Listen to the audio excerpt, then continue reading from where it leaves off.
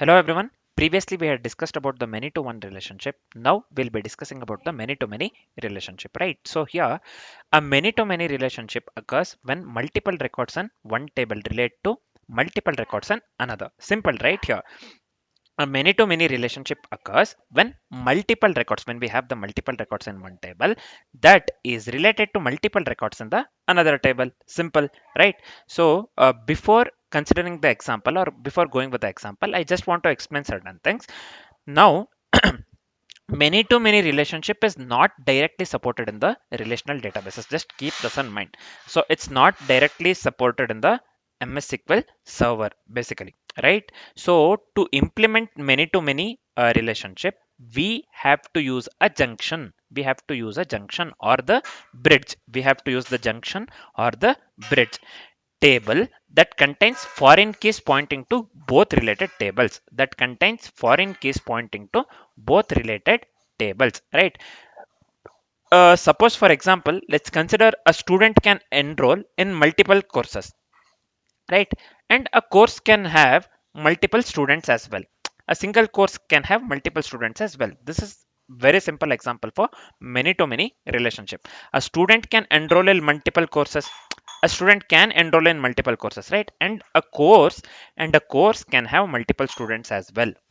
And the course can have multiple students as well, right? So let's go with a very simple example here. Let's go with very simple example. So let me go with use so within this one, let me go with it test, nothing but the this one. If you don't give this one, what do we call, square brackets, then also that is fine. uh yeah, this is fine. That's just the database name. Let's create the table for the students. So I'll just go with the create table student. So I'll just go with students here. So within the students table, I'll just go with students id, which acts as primary key. I'll just go with student id type int, and I'll just go with primary key. So this is fine. The next thing is I'll just go with the student name. I'll just go with the student name. So this is varchar of 50. This is fine. This is varchar of 50. So the next step is let's go with the table for the courses. Let's go with the table for the courses. So I'll just go with create table. Here I'll just go with the name courses. Within the courses table, I'll just go with course id. um, so this one will be int primary key, primary key, right? So the next one is course course name. So this one is varchar of 50, varchar of 50. So this is fine. mm, yeah, why this is showing error? Yeah, this is fine. Now we are done with creating two tables, right? So now we have to junction the table for many to many, or we have to bridge the table, or we have to junction the table for many to many as per the definition, or as per we have discussed. As per the discussion, we have to junction the table for many to many. So I'll just go with the create here, create. So this one will be table student. So this one will be courses, student courses. So this is fine. Within the student courses table, so I'll just go with student id. So this will be int, and also course id, which will be int. It's type int. So we are bridging both, right? So here in this case, let me go with the primary key. Primary key, which consists of the parameters. One is student id, and another one is course id. Another one is course id. I should have copied, man, instead of typing everything, right? So this will be foreign key. I'll be going with a foreign key here. Foreign key of student id. So this one I'm considering, right? So this one So let me go with the student ID, uh, which basically it has to reference to certain thing. I'll just go with the references students. So this has to be a students table, where it has to reference to the primary key in the students table, which is the primary key student ID, right? Let me copy this one. Let me paste it over here. Just give me a second here. Student ID. So this is fine. So the final one is many to many. We are not going with the many to one here. We are going with the many to many. Again, let me consider this itself. Let me copy this one entirely, this line, and let me paste it over here. Right. So instead of the student ID, this time I'll just go with the course ID. This one. So this one, let me paste it over here, and it references to the courses. This one, same thing. This one, instead of the students, it has to be courses. It has to be courses, right? So courses table, which is the primary key, course ID. So let me consider course ID here, right? So now we are done with the query. Basically, we have successfully created the junction table for many to many, right? So if only if we were considering many to one, we would have considered only one foreign key, right? So we are going with a many to many. So basically, what does this one definition say? Many to many relationship occurs when multiple records in one table relate to multiple records in another table, right? So another table. So we have created foreign key. We are making use of the foreign key twice, which references both the tables, students and courses here. Don't get confused, right? This is not many to one or one to many. This is many to many, right? So we are done with the query part. So I'll just explain this one in very simple terms. In very simple terms, here we have the students table first. We have the students table. What it does, it holds each student. This holds each student. Students table holds each student. So here courses, we have the courses table as well. This holds each course. This table holds each course, and we have the student courses as well. This one I'm speaking of, we have the student courses as well. This acts as the junction table. This acts as junction table or the bridge table, right? So what it does here, we are going with the composite primary key here. Composite primary key, this one I'm speaking of, we are going with a composite primary key. This is not just the primary key, we are going with a composite primary key of student ID and course ID. This one you can clearly see here, right? So this, what it does, it ensures uniqueness. This ensures the uniqueness, right? So as we are going with the primary key or the composite primary key here, and we are making use of the two primary keys. As we are dealing with the many to many, we are going with the two foreign keys here, which is referencing students as well as the courses, which is referencing two tables here. One is courses as well as the students, or students and the courses, right? So now I hope the concept of this one, what do we call many to many relationship, is completely clear. So you can go with certain this one example here, right? So you can go with certain examples here. So let me insert certain things and let's write the query and let's get the output one, so that I can clearly show you this one, what do we call uh, many to many relationship, right? So just give me a second here. So here I'll just come here and let me paste this one. So we have inserted this one. In the students, we have student ID and name. I have inserted one and Ram here to Sham, right? So here we have courses. One is SQL and another one is Python. Another one is Python. So in the student courses, as we are going with the bridging or the junction table, this acts as the junction table or the bridge table, right? So here we have 1101, 1102 means Ram here is enrolled to SQL as well as Python. Ram here is enrolled to SQL as well as the Python. Sham is only enrolled to the 101, nothing but here SQL, right? So we are dealing with the, or we are going with a many to many relationship. So let me write the query and let's after writing the query, let's execute it to see the output. So I'll just go with select here s dot. Here in this case, I'll just give student name, comma c dot. So I'll just give here course name. So I'll just go with course name here. So this is so this is student s. So this is from student s. So I'll just go with join here. So this one is student courses, student courses sc.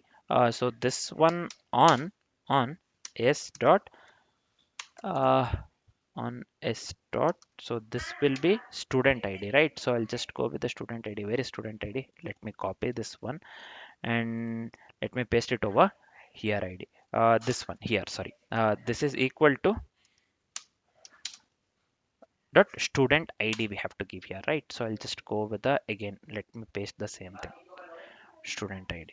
So we have to go with join again. So this one will be courses c on course id. Yeah, this one I'll just select this one, course id equals c dot, again, course id itself, right? So this is fine. So we are done with the query part. We are done with the query part. Let me try to execute this one. Let me try to execute this one. So what happened here? Column name or number of supplied values does not match table definition. Line number 24. Where it is? So we have done this one correctly, right? So we have done this one correctly. What's wrong here? So insert into, we are inserting this one into the students table. This is fine. Values we have given this one.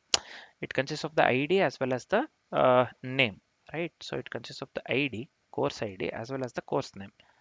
Sorry, student ID as well as the student name. First one, sorry. So this is fine. What's wrong here? Let me execute this one again. Could not find the stored procedure student name. Why? Mm, so yeah, we have this one. We have to get the output, right? Just give me a second here. So yeah, here in the line number 29, this has to be students, right? So this, I'll just make this one students, yes. So this is fine. Now this has to work. So this is the reason we were getting error, I guess. So let me execute this one now. Again, column name or number of supplied values does not match the table definition. Line number 24. Students, yes, we have capital here. Students, let's see. Students, this is fine, right? Students, column name or number of supplied values does not match table definition. Here we have only two parameters, right? So we have the two parameters here. So this is where create table students. We have this one, student ID as well as the student name itself, right? So what is wrong here? I still don't understand. So this one, let me make this. This is fine. Let me execute this one again.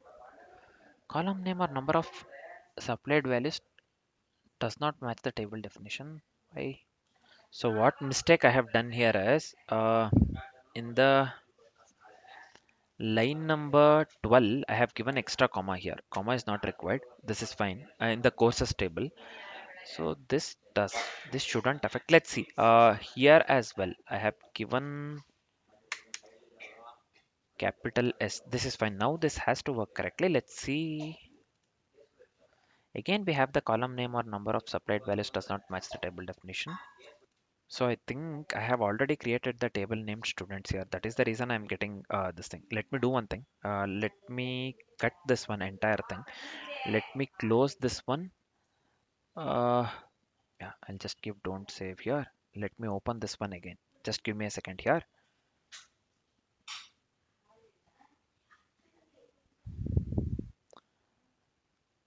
So here, let's wait for some time. Let's wait for some time. Mm, this takes a while. Just give me a second. Yeah, let me connect to this one. Yeah, now I'll just go to the databases here. So in the tables, let me delete this, all the tables. So this is fine. Uh, this is fine. Let me delete this one as well. Uh, Object to be deleted. This is fine. Mm, yeah, let me delete this one. What is happening here? Mm, Drop failed. So let me delete this one. Just give me a second. And now I can delete. So dependencies I had to delete actually. So after this one, my thing. So let me delete this one as well. So let me delete the teachers table as well. So this is fine. So now let me paste the same thing over here, which I had cut basically. Oh, this is fine. Now this has to work if I give execute. So let me hit the execute here. So now, yeah, you can see here Ram SQL. Ram is enrolled to two courses here, right? So the same person, Ram Python. He is enrolled to Python as well. He is enrolled to SQL as well. Sham has been enrolled to only SQL. So this output, we are getting the correct output. So this is the simple example for the many to many, this one relationship. Basically, why we were getting the error means I had already created the name, table name students, table named students, this one, right? So that is the reason it was ignoring create table another students, this table, this was ignoring this one entirely. That is the reason we were getting the error, right? So now I have deleted the table students. Now this is working correctly. Now this is working correctly, right? So here Ram has enrolled in both SQL and Python. Sham has enrolled only in SQL, and this basically shows many to many mapping effectively, right? So this shows many to many mapping effectively. So let me summarize this one. What we have learned till now.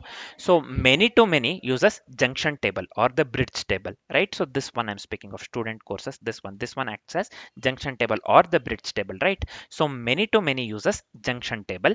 Each record connects entities across both sides. Each record connects entities across both sides. And uh, we have seen the common in enrollment, tagging, and product category setups. We will be seeing, or we have seen common in enrollment, tagging, and the product category setups, right? So this is just the summary of what we have learned till now, right? So now we are done with the many to many relationship. So and we are next we will be discussing about the self-referencing relationship, the last type of relationship, nothing but the self-referencing relationship. For now, I hope the many to many relationship concept is completely clear. For now, this is it. Thanks for watching, guys.